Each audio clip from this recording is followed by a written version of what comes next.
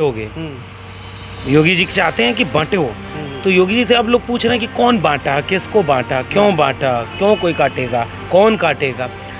योगी मोदी व्यक्ति नहीं, हम उस विचार के खिलाफ हैं जो विचार मनुष्य को मनुष्य से लड़ाने और तोड़ने के लिए लोगों के बीच में आ रहा है। मगर आपत्ति क्या है, मतलब कि अगर हिंदू राष्ट्र बन जाता है, भाईचारा मतलब साथ अमृतकाल चल ही रहा है।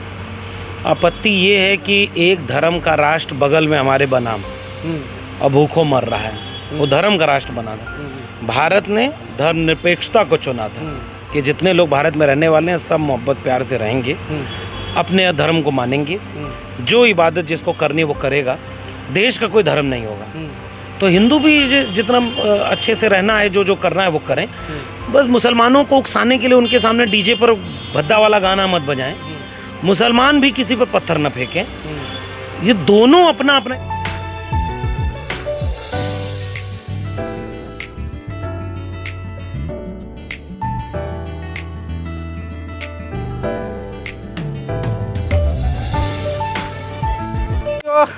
नाम के मोहताज नहीं हमारे साथ में।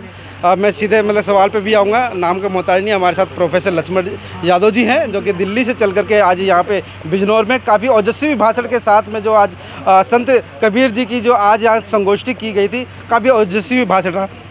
सर मेरा सवाल वही है, आज के पहले कार्यक्रम के बारे में बताइए सर, कैसा मतलब कि आपने मतलब कि लोगों को जन जागृति दी और लोग आपके उसको सुन रहे थे भाषण को। जिस दौर में धर्म के नाम पर दंगाई माहौल बनाया जा रहा हो, पाखंड और अंधविश्वास को पूरे देश और समाज में फैलाने की कोशिश की जा रही हो, झूठ का बोलबाला हो, नफ़रत और हिंसा का बोलबाला किया जा रहा हो, ऐसे वक्त में सच की बात करने वाले, तर्क और वैज्ञानिकता की बात करने वाले, मानवता की बात करने वाले संत कबीर को याद करना अपने समय के विपरीत परिस्थितियों से विद्रोह करने जैसा है जो कबीर साहब ने किया। आज का कार्यक्रम इस लिहाज से एक विद्रोही कार्यक्रम, ज़रूरी कार्यक्रम, मानवता के लिए जो मूल्य आज भी प्रासंगिक हैं, आज भी जिन रास्तों पर चल करके इंसान और इंसान मोहब्बत और प्यार से रह सकते हैं, एक खूबसूरत समाज बनाने के लिए, उन मूल्यों पर बात करने के लिए आज का कार्यक्रम याद किया जाएगा। और बहुत कामयाब कार्यक्रम है जिसने एक संदेश दिया लोगों को कि एक कदम संविधान की ओर, और बाबा साहब के संविधान ने संत कबीर और ऐसे तमाम संतों गुरुओं के विचारों को पिरो करके इस देश को एक खूबसूरत संविधान दिया है जिससे देश चले। तो सबको सबके हिस्से कहा। उस समय की बात है और वर्तमान में कितना मतलब बदलाव आया है? बदलाव क्या आया है? पहले कबीर साहब के समय पाखंड अंधविश्वास था, अभी भी उसका बोलबाला बढ़ाया जा रहा है। तो जिन चुनौतियों से संत कबीर लड़े, वो चुनौतियाँ ख़त्म नहीं हुई, आज और दूसरे रूप में बढ़ती जा रही हैं। तो कबीर प्रासंगिक रहेंगे। महात्मा कबीर जिन परिस्थितियों से लड़ते हुए जैसा समाज बनाना चाहते थे, अभी वैसा समाज बना नहीं है, तो संत कबीर प्रासंगिक रहेंगे। और अभी भी उनके विचारों पर हम लड़के एक अच्छा समाज बनाना चाहेंगे। कहा जाता है कि देश बहुत जल्दी मतलब प्रधानमंत्री भी बोलते हैं यहाँ के जहाँ पे आप खड़े हैं वहाँ के मतलब योगी जी भी कहते हैं कि बहुत जल्दी जो है देश हिंदू राष्ट्र घोषित होने वाला है। ऐसा नहीं बोलते। आपके ऊपर मुकदमा कर देंगे, बुलडोजर चला देंगे। वो कहेंगे प्रमाण दिखाओ, हमने कहाँ बोला। खुद नहीं बोलते, अपने नेताओं से बुलवाते हैं, छोट भैया नेताओं से। किसी से हिंदू जागरण यात्रा निकलवाएंगे, किसी से धर्म के खिलाफ जो दंगा है, दंगाई माहौल वो बनवाएंगे। जो बड़े नेता हैं वो बड़े चालाक होते हैं। तो मोदी जी क्या बोलते हैं पता है? सबका साथ, सबका विकास।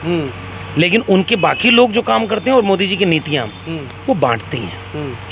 फिर योगी जी आते हैं, वो कहते हैं बंटोगे तो कटोगे। योगी जी चाहते हैं कि बांटो। तो योगी जी से अब लोग पूछ रहे हैं कि कौन बांटा, किसको बांटा, क्यों कोई काटेगा, कौन काटेगा। योगी मोदी व्यक्ति नहीं, हम उस विचार के खिलाफ हैं जो विचार मनुष्य को मनुष्य से लड़ाने और तोड़ने के लिए लोगों के बीच में आ रहा है। मगर आपत्ति क्या है, मतलब कि अगर हिंदू राष्ट्र बन जाता है, भाईचारा मतलब साथ अमृतकाल चल ही रहा है। आपत्ति ये है कि एक धर्म का राष्ट्र बगल में हमारे बना और भूखों मर रहा है। वो धर्म का राष्ट्र बना था। भारत ने धर्मनिरपेक्षता को चुना था कि जितने लोग भारत में रहने वाले हैं सब मोहब्बत प्यार से रहेंगे, अपने धर्म को मानेंगे, जो इबादत जिसको करनी वो करेगा, देश का कोई धर्म नहीं होगा। तो हिंदू भी जितना अच्छे से रहना है, जो जो करना है वो करें। बस मुसलमानों को उकसाने के लिए उनके सामने डीजे पर भद्दा वाला गाना मत बजाएं। मुसलमान भी किसी पर पत्थर न फेंकें। ये दोनों अपना अपना इबादत और अपना धर्म चलाते रहें। आखिर में मुसलमान ही टारगेट क्यों हैं? और भी बौद्ध धर्म के हैं, बहुत सारे हैं, आप लोग भी बौद्ध धर्म से आते हो और इससे प्रचार प्रसार वो करते हो, मगर मुसलमान ही क्यों टारगेट किया जा रहा है इस देश? क्योंकि उसके नाम पर दुश्मन बनाकर हिंदुओं को एकजुट किया जा सकता है। क्योंकि हिंदुओं को इस देश के व्यवस्था ने, हिंदुओं ने ही कोट अनकोट जातियों में बांट दिया। तो अब उनको एकजुट करना है तो किसी का डर दिखाना होता है और एक दुश्मन क्रिएट करना होता है। तो मुसलमानों को विदेशी करार दो, आतंकवादी करार दो, उनको हमेशा नफ़रत की निगाह से देखो, तो जो एकजुटता है वो हिंदुओं की बन जाएगी। तो जो थोड़े से मुट्ठी पर लोगों का शासन है, शिक्षा पर, रोजगार पर, सरकार पर, धन संपत्ति पर, ज़मीनों पर, वो कब्जा रहे और बाकी लोग धर्म के नाम पर एकजुट हो जाएं। संविधान ये कहता है कि जो जिसका हिस्सा है सबको सबका हिस्सा अधिकार मिल जाए, इसलिए इस देश को संविधान के आधार पर चलना चाहिए। जी। अगर कहा जाए तो लक्ष्मण जी को देखने के लिए उनके मतलब लाखों फॉलोअर्स हैं, मतलब उनके विचारों को सुनते हैं, यानी आपके विचारों को सुनते हैं, देखते हैं यूट्यूब के माध्यम से, अखबारों के माध्यम से, जो भी मतलब पत्रिकाओं के माध्यम से। मगर मैं लक्ष्मण जी से अगर मैं पूछूं कि वो किस प्रकार से वो परिवर्तन करना चाहते हैं समाज में, जो कि कम समय में मतलब पूरा वैसे परिवर्तन है कम समय में, क्या करना चाहिए, क्या क्या लॉजिक है?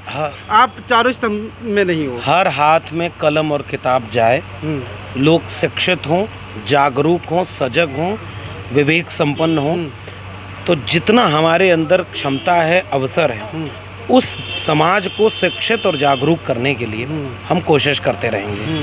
और इस सामूहिक साझा कोशिश से एक बेहतर दुनिया बनाने के लिए हजारों साल पुरानी कोशिश है, हम कर रहे हैं, हमारे पहले बहुत लोगों ने किया, हमारे बाद बहुत लोग करते चले आएंगे और इससे एक दुनिया, ये खूबसूरत दुनिया बनेगी। चलिए, काफ़ी सार्थक विचारों के साथ में हमारे साथ में जो दिल्ली से चल करके प्रोफेसर डॉक्टर लक्ष्मण यादव जी थे, जो कि आज काफ़ी सार्थक विचारों के साथ में उनसे बातचीत हुई और उन्होंने अच्छा एक मंच पे भाषण भी दिया। अभी यहाँ पे बहुत सारे कार्यकर्ता भी, उनसे हम बात करेंगे, जो कि आप लोगों ने यहाँ पे मंच संचालन किया और आप लोगों ने बहुत अच्छा मंच सजाया था।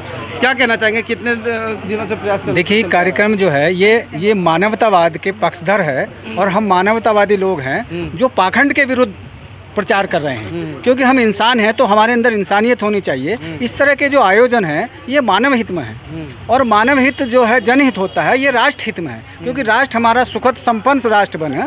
इसलिए हमें जो कबीर ऐसे संत हैं, जो हमारे संत हैं, गुरु हैं, महात्मा हैं, उनके विचारों को आत्मसात करके हम इस राष्ट्र को बहुत ही सुखद राष्ट्र बनाना चाहते हैं और एक विद्वान राष्ट्र बनाना चाहते हैं। जैसे हमारे वहाँ को विश्व गुरु कहा गया, ये कबीर, बुद्ध, रैदास और बाबा साहब के विचारों का देश बने, यही हमारी संगोष्ठी और विचार करने का मुख्य कारण था। और हम जो पढ़े लिखे बच्चे हैं, आने वाली पीढ़ी हैं, उनको न्याय प्रिय बनाए, मानव प्रिय बनाए, ये हमारा इस कार्यक्रम का करने का मुख्य उद्देश्य था। और हमको भाईचारा स्थापित करना है, जो हमारा भाईचारा हो, समता हो, स्वतंत्रता हो, बंधुता हो और न्याय हो, जैसा हमारा भारत का संविधान कहता है, उसी संविधानवाद ही राष्ट्रवाद है, यही मानवतावाद है। और ये सारा अंधविश्वास और पाखंडवाद के हम लोग विरोध हैं। हम इंसान हैं, इंसानियत है और हमारी प्रायोरिटी भी इंसानियत है, यही हमारा मुख्य। चलिए, इस सब कार्यक्रमों के पीछे किस वीडियो कैसी लगी आप अपने कमेंट्स के माध्यम से हमें बता सकते हैं और चैनल को लाइक,